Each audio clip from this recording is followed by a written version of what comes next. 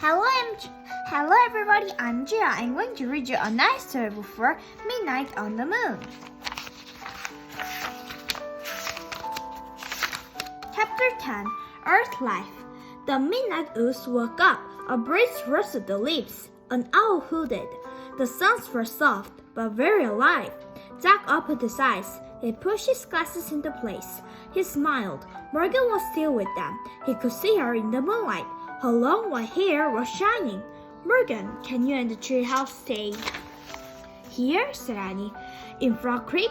No, I must leave again, I'm afraid," said Morgan. "I've been gone from Camelot for a long time." She handed Jack his pack. She brushed his cheek. Her hand felt soft and cool. "A bit of moon dust still on you," she said. "Thank you, Jack, for your great love of knowledge." "You're welcome," said Jack. Morgan talked on one of Annie's braids. "And thank you, Annie, for all your belief in the impossible." "You're welcome," said Annie. "Go home now," said Morgan. Jack smiled. Home was Earth, that bright, colorful world where everything was alive and always changing. "Bye, Morgan," said Annie. She scurried out of the treehouse. Jack looked back at Morgan. "Will you come back soon?" she said. "Anything can happen," said Morgan. "The universe is filled with wonders, isn't it, Jack?" He smiled and nodded. "Go now," Morgan said softly. Jack followed Annie down the rope ladder. He stepped onto the ground. The wind started to blow. The tree started to shake. A loud roar filled Jack's ears. He squeezed his eyes shut. He covered his ears. Then everything was silent and still. Jack opened his eyes. The ladder was gone. He looked through the leaves and branches of the giant oak tree. Where the treehouse had been was only moonlight now. "Bye, Morgan," he whispered sadly. "Bye, Peanuts," said Annie. Jack and Annie stared at the top of the tree for a long moment. "Ready?" said Annie. Jack nodded. They started for home. The midnight air felt cool and moist. It was filled with the soft sounds of earth life. Jack and Annie left the Frog Creek ooze.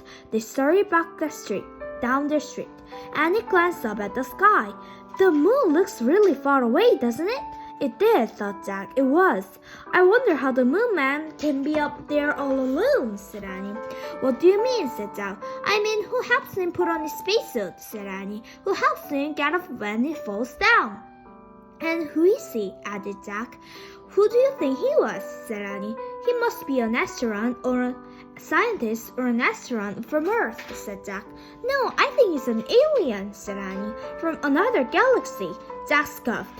"What makes you say that?" "I just feel it," said Annie. "Wrong," said Jack. "There's no proof that aliens exist."